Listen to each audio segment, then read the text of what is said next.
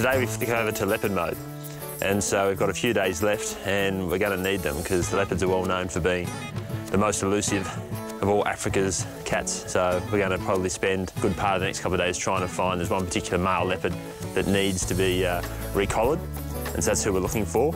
So we'll be going checking, we've got some baits out for him, and checking our camera traps and setting up a few new camera traps to try and locate where he is.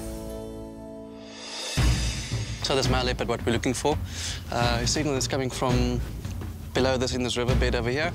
It's called the Matabole River. So I'm going to use the heavier dart. Now the disadvantage is that we may lose a bit of distance, but the idea is not just to go long distance darting, so it shouldn't have a major effect because the wind is much more important at the moment. Okay, good.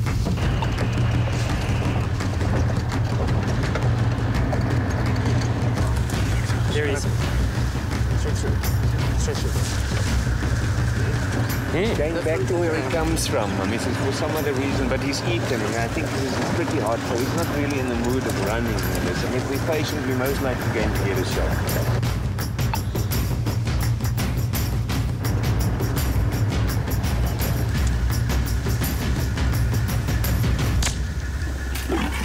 Yes. Got him. I got him, yes. You guys are lucky to see this, just no I was going to say to daylight hours. Yeah, for the length of time we only had to track him for daylight. Yes, I sneak here. They use any bit of, in a sort of the topography to their advantage. Any bit of scrub they can hide in, sort of just lie down. That's what he did to the needle. Yeah, but look at that response rate. It's like he was tense, he knew something, and then suddenly he just got that response. That's what I want to check, but they usually knock the dart out when it hit. Yeah, he's just in here, really. We thought we'd darted the male leopard we were after. The dart actually hit him, it definitely hit him, but you'd see where the needle had bent over, and we thought it might have been him when he knocked it out, but we think now that it might have actually hit his collar, and that's what potentially bent it over, because we tracked him down and he wasn't asleep. The thing with leopards is, although the male doesn't take any role in the raising process of the cubs, he does provide important security to the female in the area, and that's why the work that Andre is doing, focusing on the movement of the male leopards, is really important, because if a male leopard moves out of the formal protected areas and something happens to him, whether he's shot or poisoned, and a new male moves into the area, there's a good chance that that new male leopard will kill those cubs. And that's to bring the female back into estrus so then he can mate with them. His genetics can be spread through Mashatu. And that's what happens in a lot of areas. That'll happen over and over and over again. If this keeps happening, the leopard population just does this.